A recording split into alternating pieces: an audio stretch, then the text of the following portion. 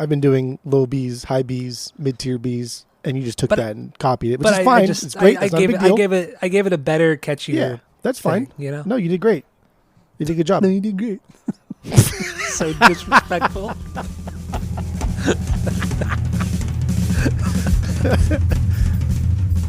Welcome back to Asinine Radio, a weekly podcast where we talk about music, and, well, that's pretty much it. So, let's go!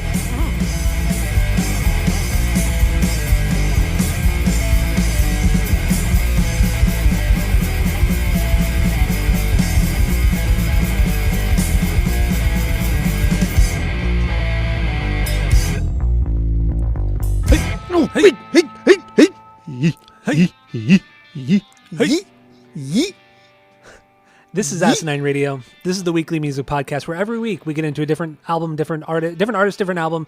We break down the record. We give our biggest bangers, stinkers if we got them. We get into the lyrics, music, everything you could think of, and we try to have a good time doing it. If you didn't already know, my name is Tyler. Way out there, hundreds of miles away, is Jeff. While you're listening, go to Apple Podcasts and Spotify. Give us 5 stars and 5 stars only. All the social media is at Asinine Radio. And now that I have the boring intro out of the way, let's jump right into our. What are we doing today? Boy, fuck, I don't even know what I'm doing. What are we doing today, Jeff? We're doing Green Day's Nimrods.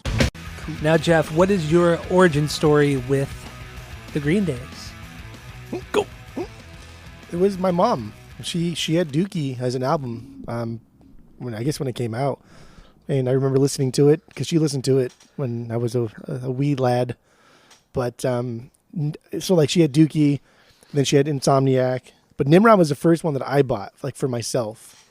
So that's why there's more nostalgia and it's more personal because I bought it for myself rather than just took her CDs, because eventually like her CDs became my CDs and they were all like the 90s stuffs. But yeah, her CD had the original Ernie on the back. So that's hard to find actually on CD and vinyl, because obviously that was airbrushed out because Ernie and Bert had a fight and did not like it, and they took Ernie off the back cover. So even a CD with like the Dookie or from the Dookie album with Ernie in the back is worth a little bit more. So that's cool. I wonder how much more. The CD is not worth much more, but the vinyl is worth a lot more. Okay, because I have that CD as well, the one with Ernie. Yeah. So. You're not going to like put a down payment on a house with it, but definitely something cool to have. Yeah, definitely. So I'll trade you that for Artist in the Ambulance. Yeah, you want that? Yeah, I'm down with that. That's a good trade. Okay, I'm down. All right. So yeah, my origin story. This is the first CD I ever got. It was my cousin had this one. He made me listen to it, and I loved it.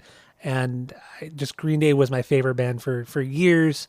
I begged my mom to go buy this for me at the Warehouse, that old music store here in the United States. And I've just been addicted to this record, this CD, this record, whatever you want to call it. And I would listen to this over and over, or Dookie over and over and over again. And yeah, that's my origin story. Was this is my first CD, and I love the band, I love this record. But yeah, Nimrod, I got that record when it came out as well, but Insomniac I didn't get into until years later. I didn't even know it existed, so I jumped from Dookie to Nimrod. But yeah, I don't know. That's all I got for that. But I guess we could just hop into Nimrod. Pop into Nimrod. Yeah, hop into it. So yeah, I mean, like I said, I got this when it came out. You said you got it when it came out, so there's not much more to the origin story there. But let's start off with: do we have any stinkers on Nimrod? No. Okay, good. I don't either. I did have a couple things I came up with this week. Here we go. So the first is the way I rank these songs as bangers on Nimrod, and I might do this with every album if every song on the album is a banger, because every song on this album is a fucking banger. Okay. So this is separated into 3 tiers: a BB, a beyond banger, a B, a banger, and an FB, a filler banger. Still a banger, but it's a filler in the context of the record. Interesting. So that's how I've done this record, or split up this record. I mean, I've been doing low B's, high B's, mid-tier B's, and you just took that and copied it, which is fine. It's great. I gave it a better, catchier. Yeah, that's fine. Thing, you know? No, you did great. You did a good job. No, you did great. So disrespectful.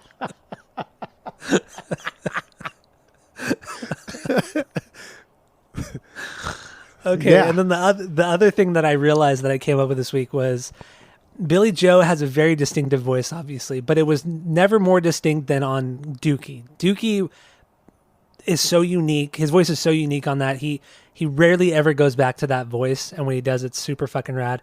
And I call it the Dookie drawl. Ooh, because the Dookie drawl. It has this he has this very lazy way of singing on that record, and it does come out on other records, but there's never an entire record like Dookie where he does the Dookie drawl. So you'll hear us, or at least me, talk about the Dookie drawl. Yeah, no, I'll use it. I'll coin it. That's fine. So there you go. Few liner notes for this episode. Yeah. Bring back Cinchi as well. That's fine. That's never coming back, man. You've been trying for years. I hate it so much. I used to say it all the time.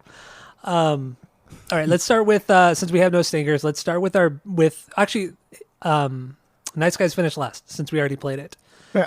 Where does this sit for you on the banger list? And let's talk about that. What do you got? Go. This is I guess in your tier it would be a beyond banger. This is my 5B. Look at that. It's my 5B as well. My BB. Number 5. Look at that. Yeah, this is this is such a really, really great transition from the Insomniac sound to Nimrod. It is fucking absolutely perfect. And that drum roll with the little chickas there, and then Dirt's bass is so dirty in that part. God, so man, dirty. It's so dirty. We should coin that one too. Well, that's so dirty. Dirty. It is. That's his fucking name. But let's do it. Still I wrote dirty. Yeah, it is really dirty though. Sometimes it is like overly dirty. And this album, his bass comes through a lot, like in a lot of spots that I never realized until like the deeper dive this week. And God, I listened to this album probably like 8 or 9 times this week, and half of it was on the vinyls. It's crazy. So much. I know. I only got through this one 3 times. It was fucking nuts, dude. I listened to it like in the car, on a house. I listened to it with a Fox. I listened to it with a mouse. Not really. What is that from? It's like Dr. Seuss or something? Yeah, like Green Eggs and Ham. Is it really from Green Eggs and Ham? I will eat them in a house. I will eat them with a mouse. I don't know. One of those so things. Annoying. But yeah, so Nice Guys finished last. I think it's a fucking perfect intro for this album, for this next kind of like different era of the band, because now this is a different era of the band. This is them experimenting with other sounds, doing things a little bit different, doing things that they've never done before, and it's kind of cool. There's a lot of very varied songs on this album. I mean, obviously, Good Riddance going to like Platypus. I mean, that is just like fucking night and day. 2 different bands essentially. I know. So there's a lot of cool things going on. I think Nice Guys Finished Last is just a fucking perfect transition into the new era of Green Day. I'm with you on that. It is perfect in that sense. But it does sound like they're having a little bit more fun. This is the beginning of them having a little bit more fun, like most of Nimrod is. I feel like they've kind of shed the animosity towards Gilman Street and all that kind of shit. And they're experimenting, just having a good time as a band, partying a lot. There's a lot of partying at this time, maybe a little too much, some might say. I wouldn't say that. I wouldn't either, but some might say that. God, maybe the mothers. Maybe the mothers. Maybe. So I agree with you. Mike's bass playing, very, very dirty, especially during the transitions. Fucking top-notch stuff. That kind of like scale he does during the chorus is fucking awesome too. And it just he's just, I honestly think he's an underrated bass player. He's not talked about enough, and he's already talked about a lot, just not enough. He has really some great moments on this entire record, but this one specifically in those parts, I love that chorus. I mean, because you have Billy Joe singing that melody that is so fucking catchy. I think it's one of the catchiest parts on the whole record. Yeah, that chorus, which is a good throwback to like Dookie. You know, this is them still having that pop punk edge from Dookie, but then still moving forward, and I really, really like that because it doesn't have like, it has like big power chords, but they're not as like saturated in like this wall of sound like on Insomniac and parts of Dookie. It's just everything is much more spaced out on like a mixing level, I guess. Yeah, and I agree. Nice. There's like that pre-chorus. That's like my favorite part of the song, and one of my favorite parts of the album too. Just that whole Like, I'm so fucking nappy, I could cry tonight. And then, that's very Dookie. It's very Dookie sounding. It's very Insomniac sounding. It's very cool, but a little bit heavier. It's great. And so also real quick, Jeff got the box set, the Nimrod box set. So we're not going to touch upon the demos on this record because we're going to do that on we're going to do a whole separate episode on the Nimrod demos, right? Unless you really want to bring something up. Unless you really, really want to bring something up. There's only 2 tracks on the demo vinyl that I would like to talk about, just because like I think they're really, really good on their own, not just like a cool variation of a demo or whatever. The rest of them I think are just kind of for the Yeds, but Trey Polka and then Black Eyeliner are both beyond bangers. Black Eyeliner for sure too. Trey Polka, that one totally caught me off guard. It's so funny just the way it starts out too. It's not disrespectful to like German music and polka music, but it's just fun. It's funny. Yeah, it's just straight up fun, man. Straight up fun. Love it. And the Black Eyeliner, it's fucking dope. That was the first time they used the melody that they would reuse in 2 different occasions. One is in the pre-chorus on Church on Sunday, but here it's more like FOD kind of inspired. And it's just him on a guitar. It's not acoustic; it's plugged in. But damn, it's so good. And he can do that sound really, really well. Like really, really well. Oh yeah. And they still do it to this day. Various songs, it'll just be him on the guitar by himself. Then the band will come in later on. But damn, man, these guys can really do it all. They can do it all. They're all extremely talented. Like vocally, guitar playing. I mean, he doesn't shred it up too much, but he's a really good guitar player. He could do a lot of different shit. And then obviously Mike and Trey are great musicians, as well as songwriters. So. Yeah. Anyway, Nice Guys finished last. Do we have anything more on this one? Or lyrically, what do you have lyrically on this one? So I had another thing too. I can't remember what it was though. Oh yeah, when Trey's hitting that bell, that bell on the right in one part, it was like ding, ding, ding. Oh ding. yeah. You kind of hear it. That's so cool. And Trey adds a lot of nuance to a lot of these songs on this album that he's never done in a capacity that I like the album. So he's done it like other times, but this is like, I think one of his best drum performances. There's just a lot of different things that he's trying to do. There's a lot of really, really cool fills. There's a lot of really broken drum parts that he does. And then in doing so, the band kind of follows along, but you can just kind of tell like that's something a drummer would come up with. Like, hey, let's break this verse up and do it like this. Kind of the same way, like in the middle, that middle part in the Jimmy Eat World song, that like that thing. Like there's a lot of that. There's a lot of that on this album. I guess so. Yeah. Now that I'm thinking about it, and that's cool. That's cool, dude. It is. So yeah, continue your joke. Well, yeah, lyrically, I mean, for me, I think it's more. I think it's just about him being a loser, even though he's always nice, and he sees the jerk offs around him being liked by everybody else, and he's just talking about that. I mean, really the title is what the song is about. Nice Guys Finish Last. But this is the kind of song that I feel like could be problematic nowadays if it was written. Has the incel vibes, and it wouldn't be popular nowadays. I don't think. Has not aged well according to Twitter. I don't give a fuck. It's good. I don't know. You got anything else on this one, lyrically, musically? No, that's it. All right. So then, what's your biggest banger off this record? I gotta highlight it. I gotta highlight it in red, dude. I have already highlighted it, man. You got to keep on this shit. Come on. That's me being disrespectful. I hear you snapping. Snapping. I know. Yeah, my 1B. My 1B is Grouch. The Grouch. Wow, that's my 7B, but it's still a beyond banger. But it's my 7B. So what do you got on this one? This is so like 3 tracks in. I remember getting this on the CDs, and like I was really like blown away by the first 2 tracks. And when this one hit, just the way it comes in, the way like how poppy it is, how catchy it is, that has hooked me since day one. I honestly remember the first time that I ever fucking heard this song, and I was just like, holy shit, I want to like play guitar. I want to be like a rock star. This is why, because of this song. This is so cool. So this is just something that I've always just loved. And then Dern's bass comes through very well in this song. It's very dirty. So nice. Very dirty. and this song just never lets up in like the swing department. it's fucking rad, man. And the solo's really cool. It's just fun. I don't know. It's just like, hey, it's time to pop, punk, jump around. Let's go. Dude, that 1, 2, 3, that a little double check there real quick. Oh, it's so good. The only thing I don't really, I mean, I like the song, but the one thing that I've never really liked is how it starts, where it's just Billy Joe and the clean guitar. Oh, I don't like when songs do that. I don't like when they immediately start with the vocals and a guitar like that, whether it's like, you know, the open chords like that, or if it's like palm muting, whatever. I don't like it.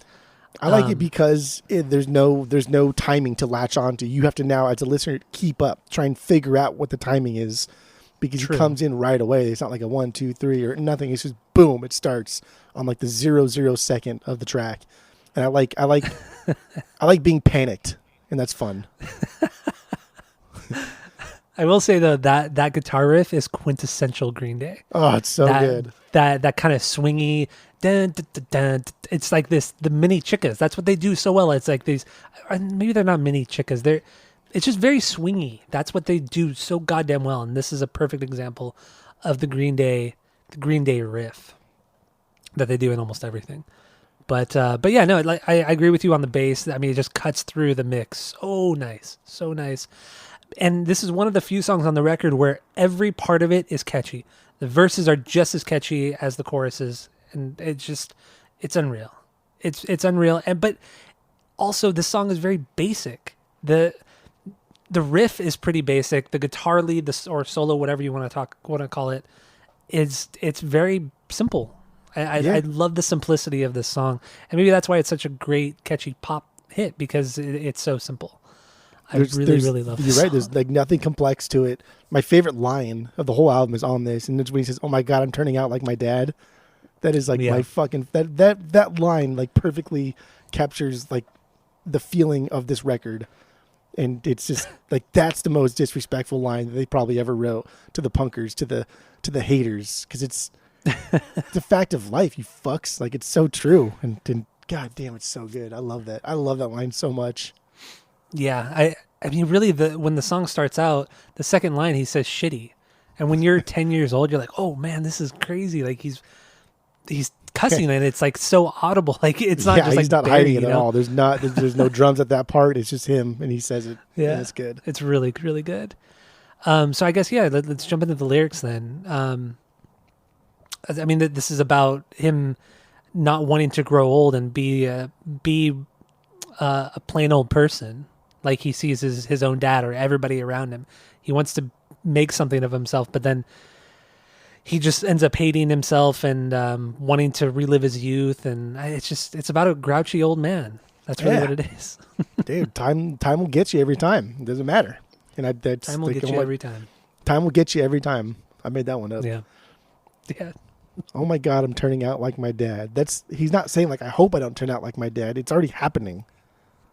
God damn, that's good. That's good stuff right there. There's some, and then there's what he has a lot of cool, like, he's not like deep or complex or anything, but the way he is with words is kind of cool. Like he has a lot of cool songs that just his word usage, the choice of words, I should say, that he uses is really cool and really fun. That's what I was going to bring up too. Nothing here is too complex, but it still hits really hard. Like I feel like everybody could relate to these songs, as like, you know, as at our age. Like this is the age where I feel like we start feeling this way. And I remember listening to this, and I liked that part as a kid too. And I liked that part, like, oh my God, I'm turning out like my dad, and I would laugh like, I'm never going to be like that. Like it was funny that back then to me, because it would never happen to me. Yeah, so good. And I like the chorus, wasted youth and a fistful of ideas. I had a young and optimistic point of view. I like that line, those two lines a lot. I think everybody feels that way to some extent. It's kind of deep, of deep. It is. It's I really like it's it. almost like poetically tragic in a way. Mm-hmm. And there's a lot of lyrics on this album too that I had no idea what he said until this week. Same here. That was fun. Like that part, like that, I would even, the point of view. That I would never understood what he said, so I would just make it up. Yeah, he's definitely one of those singers where you just make up your own words, like Davey Havok, or especially Davey Havok. Whoa, whoa, whoa, whoa, whoa, whoa. There's one part on here that I swear he said one thing. It's in the scattered pictures part. I swear to God, he's fucking said scattered bitches throughout the years. I've always said scattered bitches. Another line I like too is the first line in the second verse. I've decomposed, yet my gut's getting fat. Damn, I like that. I like that line a lot. Gut's getting fat. Oh my God, I'm turning God, out like my dad. Great 1-2 punch right there. And I love that he's rhyming dad with fat, because that T thing, it's still in the D, because that's how you start the D. That sound is you still doing the T noise, but you're not completing the full T. So it still kind of rhymes. And I don't know if that was like him being a good songwriter or just it kind of like fit a little bit, and so it works. But it's solid. It works, and it works really, really well. You don't know. This is 5 albums deep, baby boy. Dude, okay. I was texting with him with Billy Joe a couple days ago, and he told me he know? He was just kind of throwing it around. Don't put too much thought into it. That's what he told me. I know everything. And then the next couple lines. I'm always rude. I've got a bad attitude. The world owes me, so fuck you. I love that too. It's so aggressive. So aggressive. I dig it though. I like this. So fuck you. And just the title. There's so much cussing too on this album. I love it. Surprisingly, yeah, right? And the song is called The Grouch. Grouch is a word that just seems very 90s to me. Like nobody uses it anymore. But back then it's like, why are you so grouchy? I remember my mom would always ask me, why are you so grouchy? I mean, that's bizarre because I use it with the kids a lot. Like it's okay if you're grouchy. Just don't be a dick. Don't be fucking disrespectful. I use grouchy a lot. So that maybe it is like turning in. Oh my God, I'm turning into my dad. Right? It's good stuff. The Grouch. It's great. All right. So, do you have anything else on this one? No. That's it. Let's get into Platypus. You're 1B. Well, Platypus is not my 1B. What? 1B is Hitching a Ride. Oh, what? Is this not a B for you, or what is it for you? That's my 3B. Okay. Yeah, this is the best song, man. I thought you can be basic and go with Platypus. But I'm never basic, so I don't know. Hold on, I don't know dude. what you're talking about. Hold on there, dude. So I mean, it starts out with the violin for no reason. So sick. It's fucking awesome, and it's so short, makes no sense. And then they use it a little bit more when it transitions into the screaming part. Oh, I fucking love it. And then it plays as the solo during the bridge. They use it in that transition part, like before the screaming part, as a way. Like you would hear it in like a scary movie, right? It's like it's like to build tension. Yeah, and then it perfectly does that, and then it drops into that part, which, like this like Nimrod, essentially like catapulted Green Day into rock superstars that will go down in history as fucking amazing, because they started doing a lot of things that they still do to this day on this tour, and that part, that countdown. That 1, 2, 1, 2, 3, 4, like that's now an audience thing that the audience counts down. But during that middle part, that prolonged thing, that's like a live instrumental prolonged part that Billy Joe uses to go to like audience interaction. And they didn't really do it any mature way in Duke and Insomniac because they were just fucking kids and they're just like punker kids throwing shit in the crowd. But now they're doing it in like a fun way and interacting with the audience and doing more, I don't know, more big band stuff rather than small punk band stuff. And that part, that 1, 2, 1, 2, 3, 4, that's just fucking money on this song. Good. It is absolute money on this song. It is unreal. Oh man. This song is really cool too because it's all the melody are in the 2 verses. And they only do a chorus once if you even want to call it a chorus. Yeah. So it's a weirdly, they do a chorus twice, but it's a weirdly structured song. And I just love the bounciness of the verses and how this is just all bass driven. It's a really bass driven song. It's really punchy, and Mike's bass playing, or what the bass line he's playing is that ascending or descending? What is he? What is he descending. playing? It's descending. Yeah. I love it. It's so simple. It's so simple and basic, but man, what a way to drive a great fucking song. I love it. And then it just builds and builds and builds, and then it's just a great crescendo. Oh, fuck. The bridge is fucking awesome, like we were talking about. And then there's in the verses too, there's like this nice little like subtle ride cymbal in the back. It's it's there, and most of the time I just kind of gloss over it. But really, this week it was really like piercing in the mix to me, and I really loved it. It was really fucking good. This is a solid like Trey song too. Like Trey's got a lot of really really cool fills, and he kind of has a couple parts where they're the most memorable because it's just him, and it's when he's doing that little roll to that last cymbal hit, ding ting, and he hits that like ting way later on before it drops back in. Like that's all him. There's nobody else going on at that time, and it's very memorable. And I like how you hear so much like finger slidage in the song. Like they turned up so fucking loud. And there's so, like, you can hear him just all over, like the fret, just crunching on those notes because the distortion's so high and the amps are so fucking loud. Love it. I know. It's fucking great. And then the outro too, the background vocals during the outro are fantastic. Never knew what he said until this week. Neither did I. I always thought he said something like, "Don't go wasting." That's what I thought he said for the longest time. I just would make the noise. I don't even. I had no idea what he said. Not even one word. And then the "Say Birthday Boys Hey" still cannot pick up on that. Like 9 times listening to this record, still don't know what he says. But yeah, I fucking love that part. Outro. It's so good. It is really really good. Oh man, we haven't played any songs. Do we need to? No, we got a lot to talk about. Yeah, but there's a lot of songs here. There's a lot of so songs what do you have? What do you have lyrically on this one? Hold on. What's the go ahead. So it's called Hitching a Ride. I like how prepared you are. Okay. But, go ahead. I'll tell you. So I guess I'll jump into it. So yeah, lyrically, I think this is about him being an alcoholic, not being able to stay sober. Really, that's the gist of it. I really like the lyrics in the second verse. Cold turkey's getting stale tonight. I'm eating crow, fermented salmonella, poison oak. No, there's a drought at the fountain of youth, and I'm dehydrated. My tongue is swelling up. I say 1, 2, 1, 2, 3, 4. I love the imagery and everything in the second verse. It's perfect, absolutely perfect.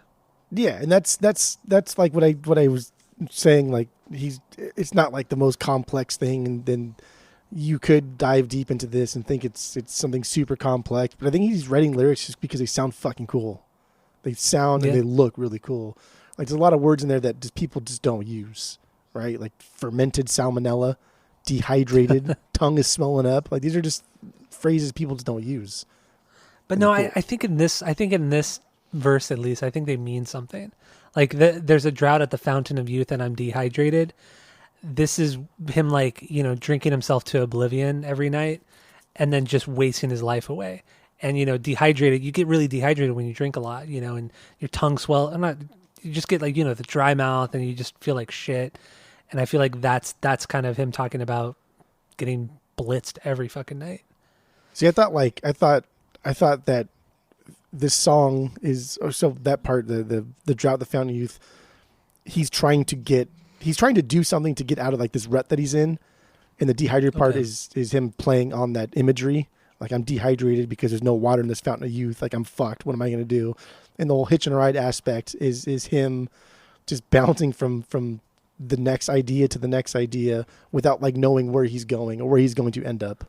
But ultimately, it's because of whatever addiction insert at this point.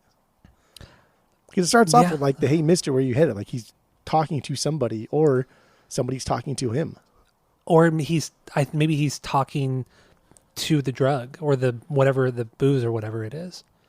"Hey Mister, where you headed? Are you in a hurry? Need a lift to happy hour?" Like the booze is talking to him, saying, "Oh no." I think that's kind of what it is. Like it's his brain telling him, like trying to convince him, "Oh, you should drink more. This sounds good. Why don't you drink?" I think that might be what it is.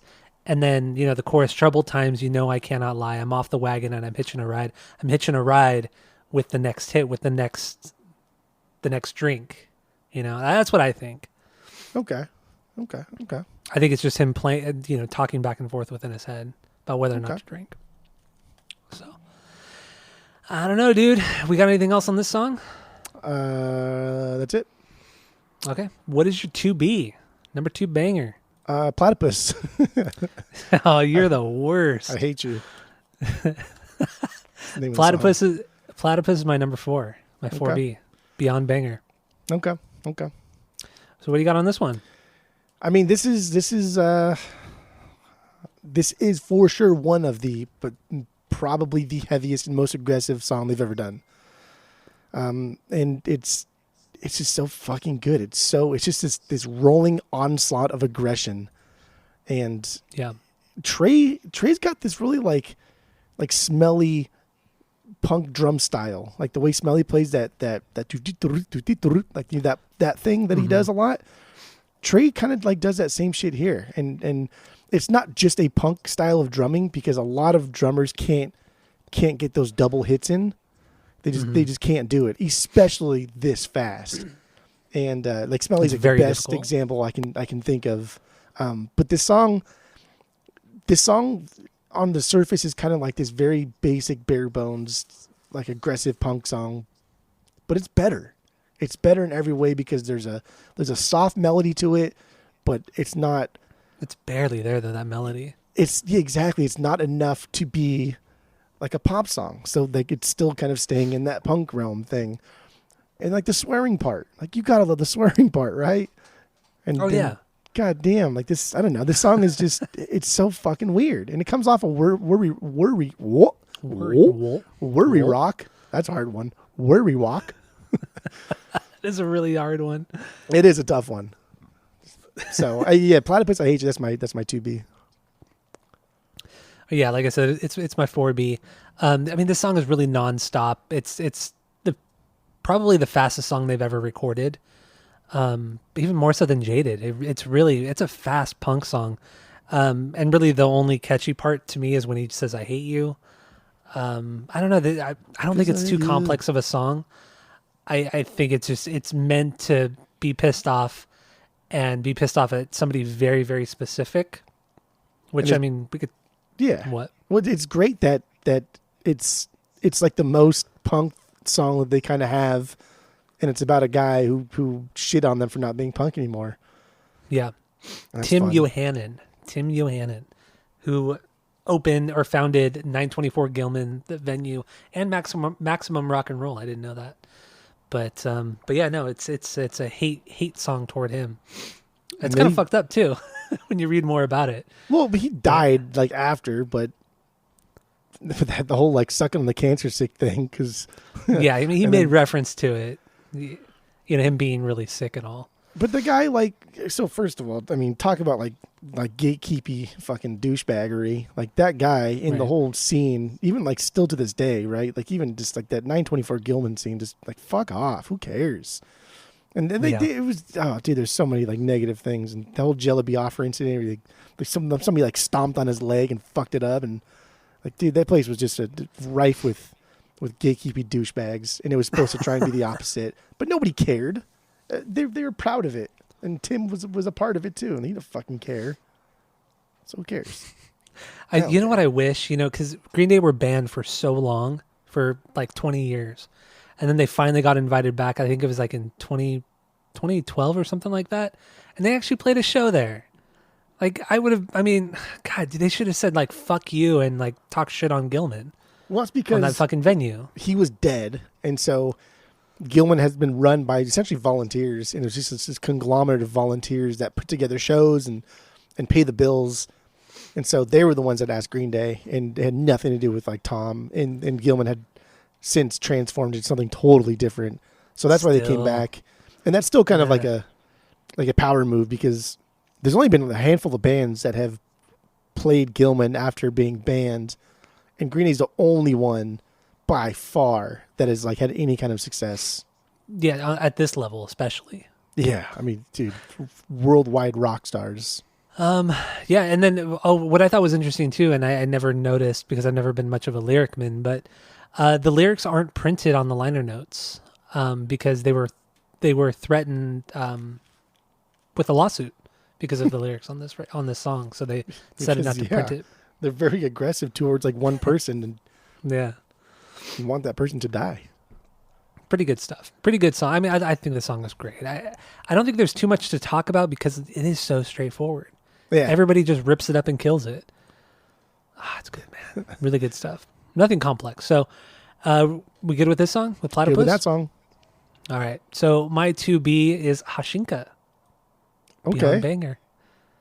Do you like this Okay. one? Or does this one sit for you? That's a mid-tier B. So after a while, I stopped ranking Bs if they weren't like beyond bangers. Like all my ranked Bs are essentially like beyond bangers. Hashinka is still a banger, but it's a mid-tier B. I think I only have 2 low Bs. All right. That's I think I have 5 FBs, filler bangers. But Yeah, no, okay. Hashinka. Interesting. Hashinka is one that I forget about all the time, and then when it comes on, I'm like, dude, this is like one of the great Green Day songs. It's totally forgotten by everybody, and even by me. And I've listened to this record hundreds of times. Just as like a little backstory, this song was actually written originally during the Kerplunk sessions, but they felt like it never fit on Dookie or Insomniac, and then they finally revisited it on this one, and which I thought was kind of cool because it doesn't sound like anything that would have been on Kerplunk at all. No way. But and also what I noticed too, Jinx and the song right before this and Hashinka, the 2 songs, they could be just one long song, because Jinx is, there's not much there. It's For like sure. it's just build up. Like Just build up for Hashinka. Jinx is better when it's put before Hashinka. But Hashinka doesn't gain anything from Jinx the way Jinx gains from Hashinka, if that makes sense. Yes, no, it does. I see. I get what you're saying.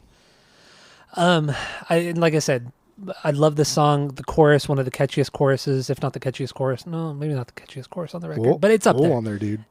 It's up there for sure. It's fucking awesome. Trey's drumming during the verses, just the perfect amount of busy without being obnoxious. That's what I'm saying. Like that's a good example of him being like kind of broken up and choppy in a way that he's pushing that forward, and then hoping that the band keeps up and hoping the band picks up on it and likes it. But like that's something that a drummer would inherently want to do, make that noise. No, man, it's fantastic.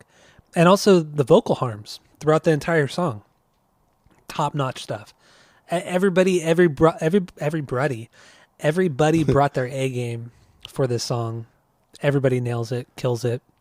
Perfect song.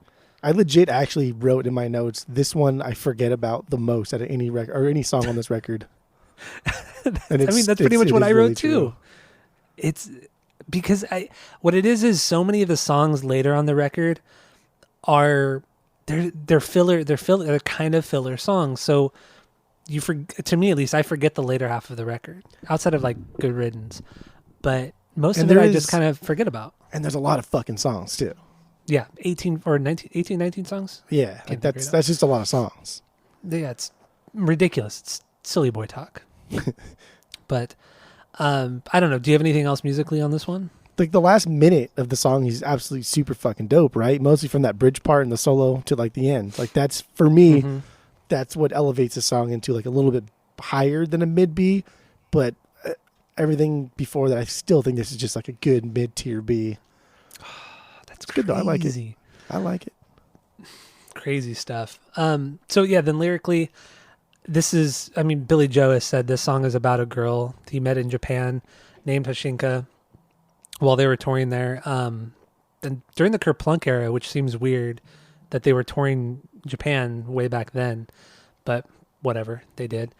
And he just was like infatuated with her, but he was never able to tell her before he left, and he regrets never saying anything to her. And apparently, he's never been able to find her again. That's what the song is about. Unless you got something else to add. No, I think that's literally what it's about. Like he said that before. He did, yeah. But Hashinka is my number 2. So what do you got? Oh, 3 was Platypus, right? That was my number 2. Is Platypus. What's your 3 then? Vladimir Putin. Hitching a ride. That was really good, but really dumb. Yeah, Hitching a Ride, my number 3. Okay. So my number 3 is, it seems like we have a lot of the same bangers, which is nice. Doesn't happen too often. What's your number 3? My number 3 is King for a Day. Ooh, baby boy. Come on, dude. Where does it sit for you? That's my 4B. 4? Okay. Yeah, we got the same shit pretty much. Yeah, dude, this song So, is yeah. a fucking beyond banger for sure. Like, it's, come on, silly boy talk. This song is so good, honestly, like, you think it's a cover because there's no way that, like, this late in the game on this album, there's no way this is like an original song. That's how fucking good this song is. No, you're right. It doesn't. Green Day have never done anything like this before. And I triple, quadruple checked. I scoured the internet. I uncovered every rock to see if this was any sort of cover, and I could not find it because honestly, it's that fucking good. It is. It's crazy, and it's crazy that they've never done anything like it since. I mean, it's such a crowd favorite too. They love it, and it's just weird that they've never dabbled in more ska outside of playing like some Operation Ivy songs. I know. I fucking think it's so bizarre. I don't understand why. And it's turned into like this 10-minute, like at least epic thing during their shows. And it's like his command on a crowd of tens of thousands of people is just absolutely fucking unreal. And it started here. Yeah. And he doesn't even play guitar when they play this live. He just is a true front man. And like you said, he commands the crowd. He runs around, jumping around, bringing people on stage. Dude, all the videos I've seen of them playing this song is fucking awesome. So, yeah, I really, really like this. And fun little fact here, Gabriel McNair and Stephen Bradley from No Doubt, they played the horns on the song. So that's pretty cool too. And another thing with the song is there's a lot of polka in this. It's not just ska. There's a ton of polka. And I think that's what adds to the fun of it, because polka music is a lot of fun. It can get really tiresome after like 30 minutes, but when it's condensed like this, it's a ton of fun, and it's fast. Oh man, of course. This song is, I don't know, it's weird because it just doesn't fit anywhere on this album, and I don't know, like the way he says, just wait till all the guys get a load of me, and then how that one line has progressed to now. And then the height of this song, Greeny's live performances, where he would say, just wait till all the guys get a load, and they go, Mary! And they hold that out as long as he possibly could. And like the song would kind of quiet down a little bit, and that's when like he would go into the crowd interaction. It's just like this song has progressed even better than it is here. And that's, I don't know, that's fucking rad. That is so cool that these guys can still make this song better. So let's jump into the lyrics real quick. The lyrics surprised me. I've never paid attention to them, and I'm very surprised that he was talking about this kind of stuff back in 1997, right? I mean, I've always been very aware of what he's talking about because I always think it's hilarious. Okay. But yeah, this is about like cross-dressing and then kind of like making fun of people in a way that don't pay attention to lyrics, because I think he said in like interviews and stuff that it would be fun to watch people sing along to the song not realizing what it's about. That's like me. I have no idea, but I think it's so rad. Like it was kind of like a little, like you said, it's kind of like a fuck you to people who are easily offended by things like this. It's great. I thought it was really, really cool. Really cool. And it's I don't know, it's quirky, and it's kind of like funny, but also kind of like fucked up in a way. I don't know. It's good. It is. All right. Do we have anything else on King for a Day? I'm flying through this shit. Yeah, no, I don't. All right. So your 4 was... That was my 4. What was it? Yeah. Oh, it was. Okay. 4 for me was Platypus. What was your 5? 5 was my... 5 was Nice Guys Finished Last. Oh, yeah, that's right. So was mine. That's right. So was mine. So what is your 6? 6 would be Prosthetic Head. The closer. Really? Yeah. Fuck wow, yeah. that's an FB for me. That's my number 14. It's an FB of Facebook. Okay. Well. Facebook, yeah.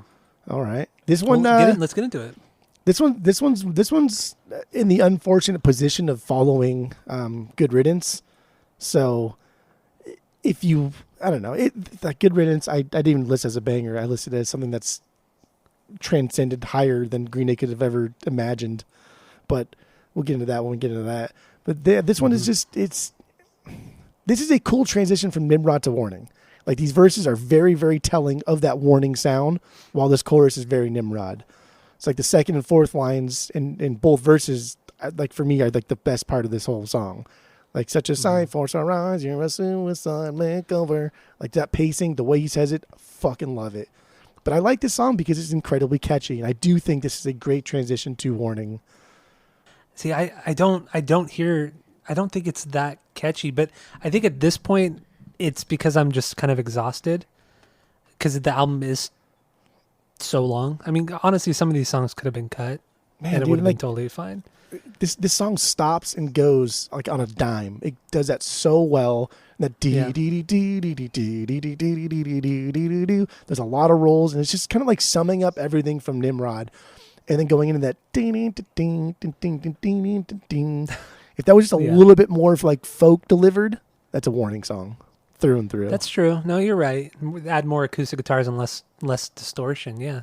And that, dude, in the bridge part, like you hear, if you turn it up like loud enough, you hear so much like weird shit. Like someone coughs, you hear like all this crackling of the amp. You hear somebody touching the strings, so you get a little bit of feedback. Dude, it's fucking cool. So cool. I like the heavy build up too into the chorus. It kind of comes out of nowhere, but it's a really, really good, like heavy part. Probably one of the heavier moments on the whole record. So it's kind of unexpected, but I really, really dig that part. But this is just a highly forgotten about song. It is. I mean, why would they think it's a good idea to put this after Good Riddance? Like that should be the last song.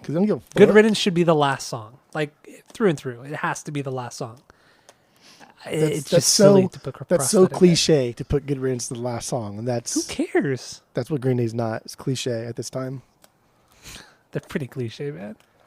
Not now. They weren't now or then. I guess. Yeah, Prosthetic Head is it's good. It's the best of the FBs. Okay, good. So what do you got for the lyrics? What? Well, I was gonna say just where's Good Riddance here on your? I guess I keep going through Prosthetic Head or something. I don't know. Let's finish up Prosthetic Head and then we'll jump into Good Riddance. Shut up. Get it? It's funny. I don't know. So what do you got lyrically on? So like prosthetic head, if you think about that actual term, like you have a fake head, right? You're a fake person.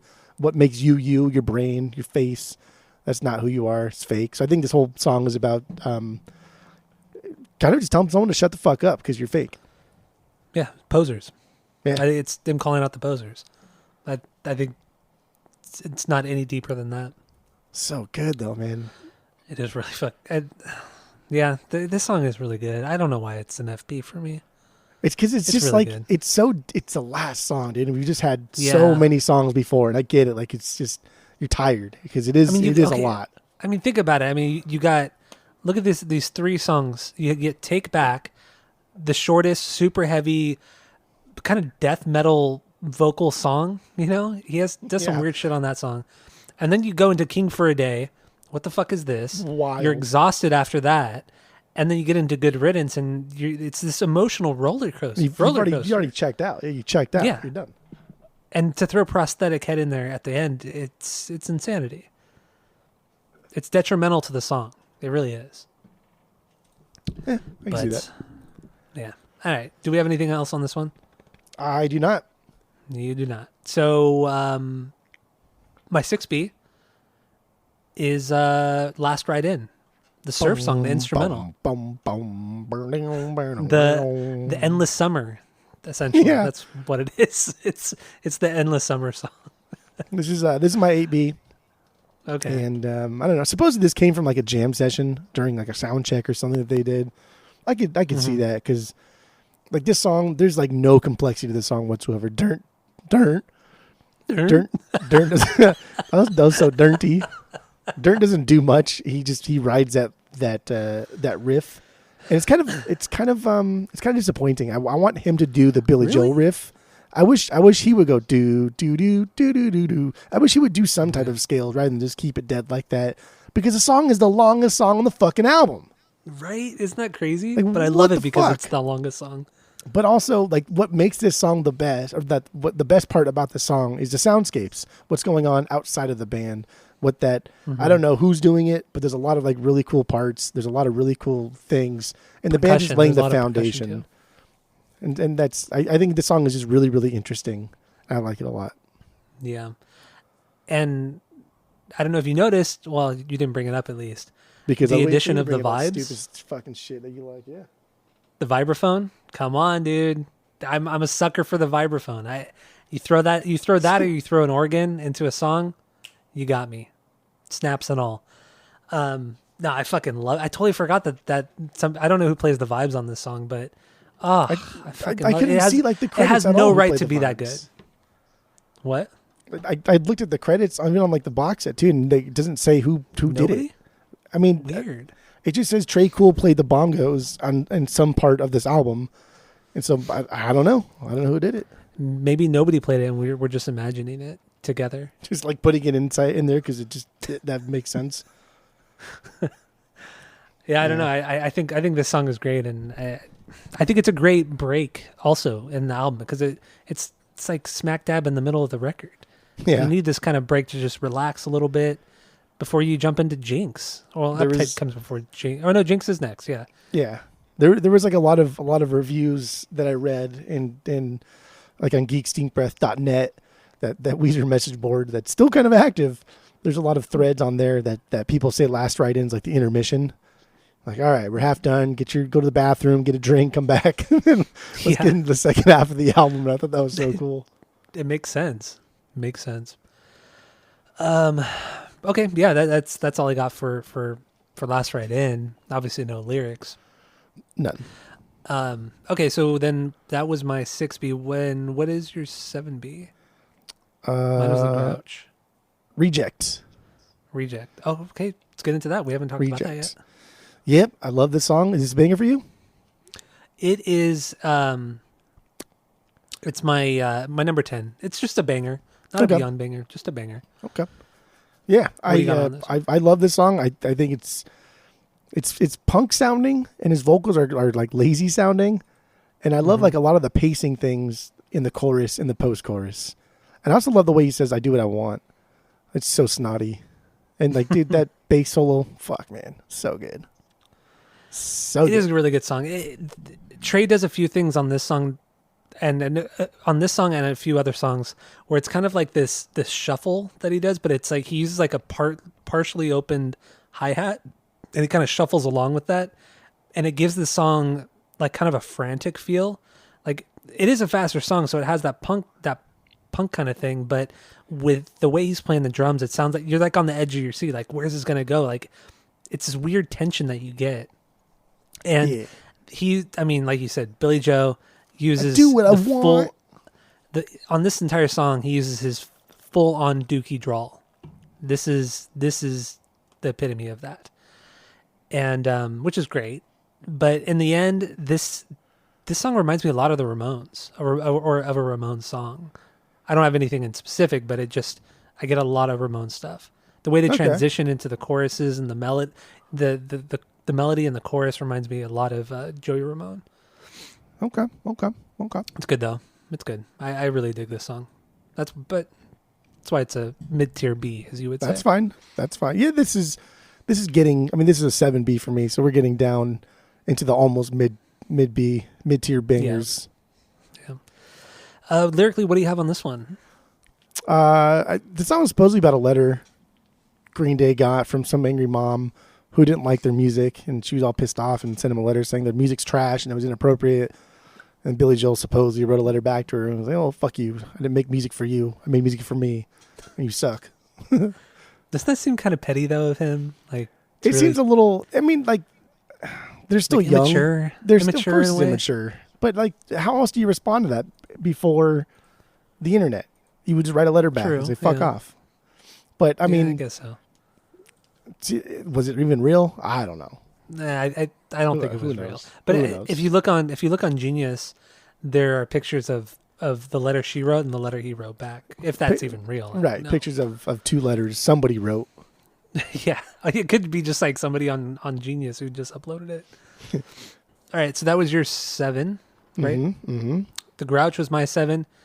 Damn, dude, we're finishing this up really much faster than I was expecting. Real fast. Yeah, Take Back is my 8B. Okay, this Take Back is my 12.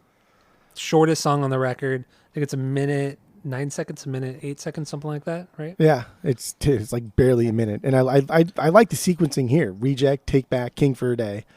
It's just like we're getting like this aggressive fucking weird thing that they're doing here for a minute, and then it goes in King for. Like what the fuck? So that's cool. I like that. The sequence, you're right, dude. The sequencing is great. The Ramones song to this weird 1 minute song to King for a Day. It's bizarre. The second half of this record is really strange. Yeah. After Last Ride In, it's really, really strange. Yeah, because the first half is kind of top heavy with like obvious bangers. Yeah. And the second half is kind of like bangers for the Yeds and just like weird stuff and just kind of stuff for the fans maybe. So that's kind of weird. Or I think there's songs for them. Yeah. You know, songs that they just kind of wrote for fun and had no other place on a normal Green Day record. But like, fuck, let's just throw it on that at the end of the record. That's really that's what I think it is. Okay. And then take back, like I mentioned earlier, those kind of like death metal vocals. He's never done anything like that. No. We just listened to every Green Day record, and this is the only song he does shit like that on. Yeah. It's weird. Yeah, this album's fucking bizarre, man. Take Back, weird. King for a Day, weird. Platypus, fucking weird. Good riddance for this era, weird. Got anything else on Take Back? I mean, lyrically, it's pretty straightforward. Just he wants to take revenge. Yeah, he's pissed off. Somebody wronged him. Physically hurt somebody. All right, so my number 8. Guess we can finally get into it. This is my last Beyond banger, Good Riddance. Okay. I know this song is overplayed, but goddamn, this song is really good.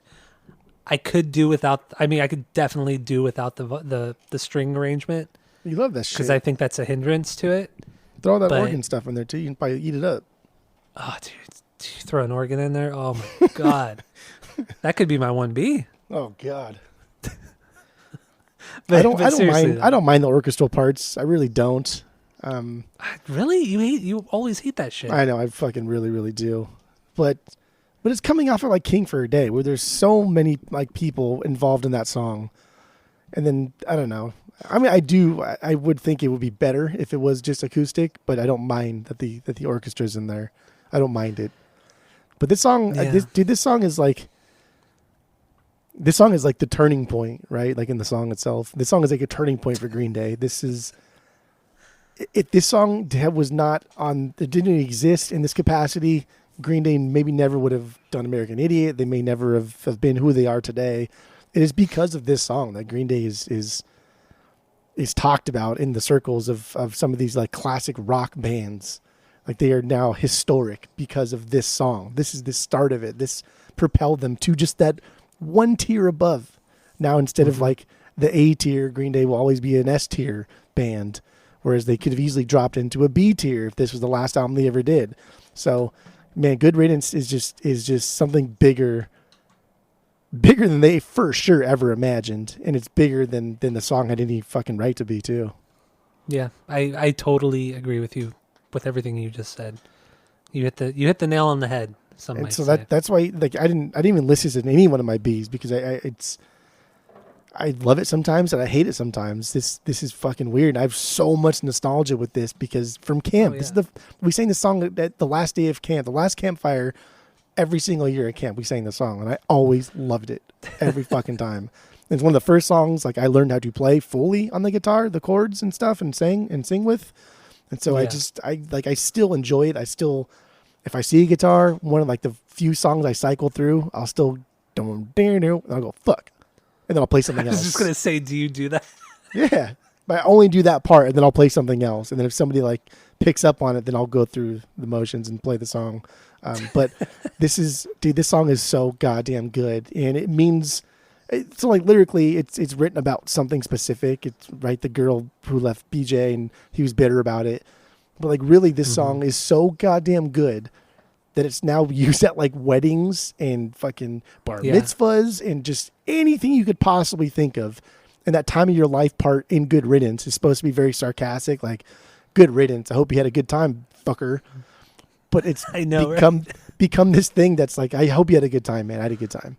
Like, god damn, that's what makes this song like beyond banger status, you know? Yeah. Oh. And really the lyrics are kind of they can be just about anything, really. I mean, they're I don't want to say that they're generic, but they're vague enough to where They're ambiguous. They can just enough. Yeah, they're ambiguous. Yeah, there you go. That's the right word. They really are, because I mean, when as stupid as it is, but we had our 6th grade graduation, and they had everybody in 6th grade sing this song, and they had 2 people playing guitar, 2 of the students playing guitar, and then the one girl, she played violin. And so she did the string part, and then everybody else sang the song. So we all had to learn. I already knew the lyrics, but everybody had to learn the lyrics, and then we all sang it in front of all of our parents, and it was really stupid. But yeah, 6th grade. That's what I did. That's this stupid song. 6th grade graduations. That's a fucking stupid thing. But yeah, I know. That's what we do in America, I guess, when we're proud of graduating 6th grade. To go to middle school for 2 years. To go to fucking and then graduate 8th grade. And then graduate again after our senior year. I was already in middle school in 6th grade, so it's weird that I had a graduation to go to middle school when I was already there. That's fun. Dumb. That's fun. But yeah, man, this is a good song. This is a good song. Very, very good. So the music video is fucking absolutely atrocious. I can't fucking stand this music video. Really, I didn't like any of the videos for this record. For any of the songs. I mean, I didn't like them, but I didn't dislike them except for this one. I actively dislike this video, and they usually have really cool videos. Actually, outside of this one, every once in a while, they'll have a good one. Dude, I think the videos on Warning. Video. Well, that's what I was gonna say. The videos on Warning were great. I love the video for the song Warning. I think that's probably their best video. Basket Case was cool. Basket Case was good too. That was a good one. When I Come Around's cool. It's just so stupid. No, they're just walking. In his pocket. Yeah, that's kind of cool. I still didn't find my DVD, dude. My International Super Hits DVD. I don't know where the fuck it went. That sucks. I didn't even buy another one. Probably. It's probably gonna cost me $6 to buy another one. Oh shit, man, that's a lot of guacamole. I can't imagine anybody's wanting to buy that one, but yeah, except for you, obviously. You have it. What is it? I don't have International Super Hits. Why do you not have that one? Because I already had all the CDs. Why would I want to buy the greatest hits? No, the DVD it has all the videos. Oh, I didn't care for that. I don't like music videos because I already had them all on. Because I already had most of their videos recorded on VHS at the time, so I didn't need the DVD. Come on, dude. Come on, dude. Okay, well, all the talking points I really got to. Yeah, same here. Worry Rock.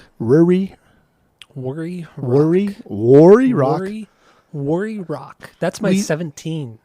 Oh, God damn. What song is worse than Worry Rock for you? Scattered. Oh, that's Scattered the one. Is the worst. Dude, that's the one I thought, I swear, that he said, I got some scattered bitches lying on the bedroom floor. I thought he said that until this week. That would have been really good if he actually said that. I don't know. But Worry Rock, Weezer did a cool cover of that one back in, I don't know when it was. Did, huh? Yeah, it was really good. But other than that, are we good to? Oh, let's talk about the cover real quick. Yeah, I really like the cover. I've always really liked it. It's so the 2 guys on the picture whose face are blocked out by a yellow circle with Nimrod written in it or typed in it. It's the 2 guys who discovered or created insulin, or discovered. I don't know, how would you say that? I don't know. Forgot their names, but I don't know what the fuck it's those 2 guys is, like, chemically. So I don't know if they discovered or created it. Well, yeah, either way, you get what I'm saying. Yeah.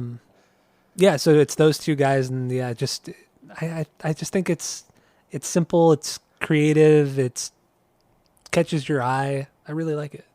I didn't know until actually fairly recently, maybe in the past year, that Nimrod was like a fucking strong biblical figure, and it wasn't until like Bugs Bunny ruined the name Nimrod and became like a like canon and stupidity.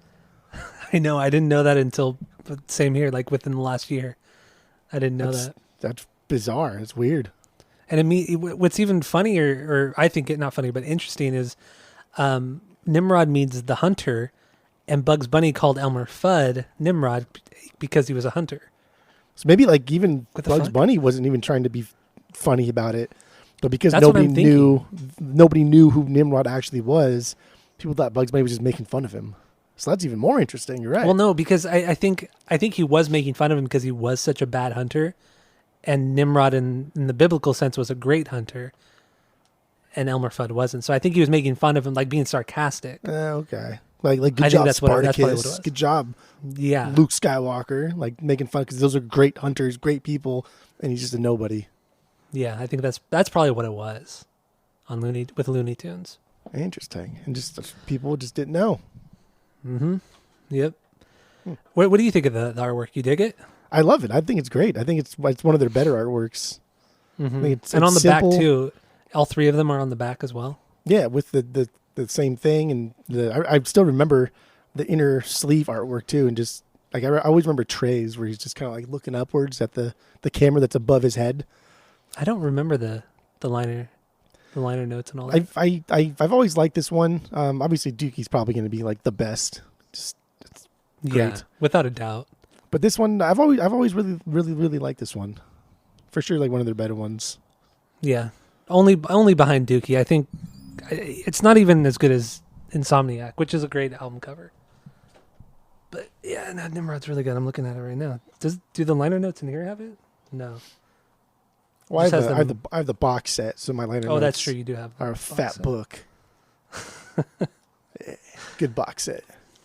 Yeah, I'll get it. Oh, I don't think you will, but that's fine. Oh my god. Okay, are we good to wrap it up, or Yeah, dude, do let's we have wrap her anything up. else? Wrap her up and send her off. Yeah. So let's give our final thoughts, and then we will rate this record based off of our world famous 3-point rating system, where 3 is a perfect album, 2 is a good album you're going to continue to listen to, 1 is a bad album but give it a shot, and 0 is the worst thing you've ever heard. So what do you got, Jeff? Go. So this is, like I said, this is this is when Green Day became Green Day. Really, the first 4 albums, they were kind of just toying with different sounds, wondering who they're going to be. Insomniac clearly is a transitional album where they obviously were trying to do something that they didn't have to prove. They didn't have to prove anything to anybody. But Insomniac is definitely that album where they're trying to prove something. And Nimrod's just kind of the first album that said, "Fuck it, let's just be Green Day." Probably since like 39 Smooth, or even Kerplunk, and they just said, "Fuck it, let's just be Green Day." There's a lot of stuff on here for a lot of different members, and it's the beginning of like international stardom, the beginning of this conglomerate of a fucking massive rock band. And I dig it. There's a lot of nostalgia with me for this, because like I said, this was the first Green Day album that I bought with like my money that wasn't just handed to me. And when I say handed to me, I really just took my mom's CDs because they're already there, so whatever. But I mean, I think they're my top 4 for Green Day. They're all perfect. They're all 3 out of 3. They go back and forth between the rankings, depending on my mood, depending on what I'm listening to, depending on what we're doing. And the Nimrod box set came out, and it comes with just like a ton of fucking stuff, a lot of demos, a really, really rad live set from '97 that just has a fuck ton of songs, and it's really funny. And there's a lot of cool banter that Billy Joe, he kind of calls people out and says, "You guys are fucking idiots." And that's what really I thought too. I listened to it today. It's really good. There was a lot of good banter. He like even makes fun of people saying something about like, your parents probably heard of us and now you're coming here and something like that, talking about like old people. And it's just really, really cute, quirky, funny Green Day. And Nimrod just shows a band experimenting more with songwriting and not being afraid to, I don't know, just to be themselves. But my top 4 Green Days are all perfect. Dookie, Warning, Insomniac, Nimrod, all perfect albums. All right. Yeah, my final thoughts. I think this is one of their most unique records, only after Warning. They really took a lot of chances, and I really love that. And I do like how this week we both noticed that, the first half is a completely different record from the second half. And I just love how they took the chance, and it really fucking worked. There's a lot of great shit on here, a lot of different styles, and I don't want to say a perfect transition, but a really good transition through stylings from Insomniac, which is super heavy, to this, which is kind of a hybrid of that, and then what is to become on Warning, where they completely drop like pretty much all the punk stuff, and it's just this weird folky polka alt rock kind of punk thing. So I don't know, it's oh dude, I love this record. I really have nothing more to say. I mean, we talked about a lot of good stuff about Green Day on this record, and that as well as with the rankings. And I'm with you where, Dookie, Insomniac, Nimrod, and Warning are perfect records. 3 out of 3, beyond bangers too. And much like you, they move all the time. Even Dookie, it's dropped. It's gone up. It's all over the place. And right now, Warning is my 2B. I fucking love that record right now. I'm obsessed with it. I kind of wish we would have done that record this week rather than Nimrod. But I mean, Nimrod had to be done. It is pop punk season, which we didn't even talk about really. But yeah. Knee deep, dude. Knee deep in pop punk season. But yeah, Nimrod, perfect 3 out of 3. Nothing bad to say about it at all. Even the filler songs are bangers. Come on. When does that happen? So, yeah. I don't know. Do you have anything else on this? No, that's it. That's it. That's all, man. Goddamn, listened to so much Green Day this week. All right. Well, thank you all for listening. Go to Spotify, Apple Podcasts. Give us 5 stars. 5 stars only. Tell all your friends because we are the best podcast in the world. And stay tuned because pop punk season continues. And that's it. That's all. Pretty cool.